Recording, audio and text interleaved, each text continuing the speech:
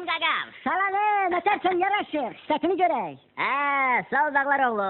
Deyirəm bunun bir zaqarına bax hələ. Kotyanla oxşuyur.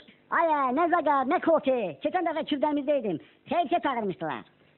Belə olar da, dilindirməyə gedirsən kurortlu yerə, heç adama xəbər də eləmərsən. Qınamıram sən, əskər getməyibsən. Bu yaşdan sonra kim deyir mən əskər aparan? Saçım saqqalım ağarı deyil ki. Səni görüm əskər gedib, o qılsan boyda. Nəvən yaşlı uşaqlarla slujit eləyəsən. Amin, amin, amin. Ağzına qara torpaq. Az danışaq orada. Mərfətli bir kino ver baxaq indi. Düzdür. Bu ay əskərlikdən qayıdıb və əskər gedənlərin şərəfinə bir kino verək. Bozbaş Pikçir təqdim edir.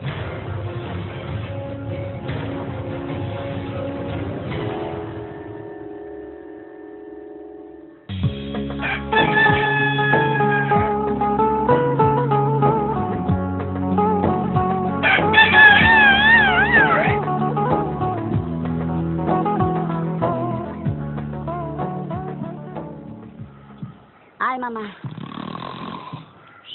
O toyuğun budundan mənə də ver. Oxay. Papa maşın təkərini qaraltmağa 10 şirvan ver bana. Oxay. Dolma. Mama. Dolma, küftə. Fasulye istəyirəm kartoşka qızartmasıyla. Oxay. Oxay. Mama, dolma, küftə. Oxay. Əskər ki, əskər. Camaat dədəsinin şəklini qoyur yastığın altına, bu da rəqsanənin şəklini qoyur.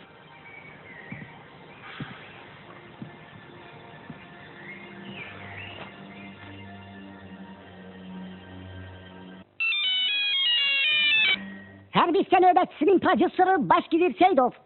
Oldu.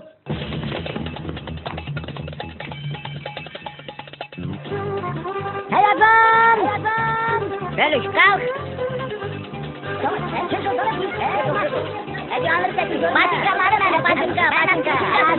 Hemen Cemşen. Benim papağımı götürüp bana oğlan. Kim de orada?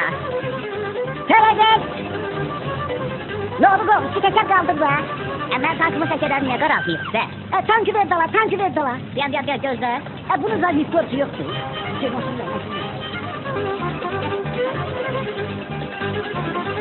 Tez olun, doluşun maşınlara tez olun. Kaç, yana. Mehriban olun. Ay, bu maçı tekerli taraftan. Biraz tez gidin ama siz emin misin? Öyle biz gelin atarız. Ben niye? Çarptan yumamıştım. Tez olsun. Hadi.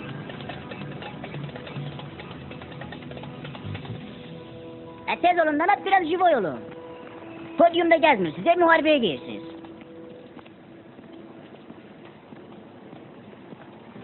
Felaket! Azat!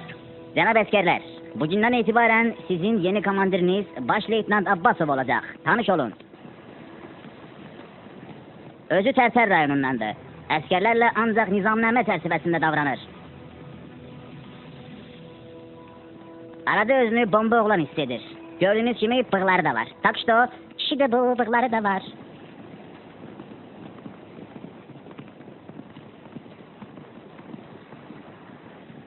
Bir suyu İbrahim Borsalı'ya okşuyor.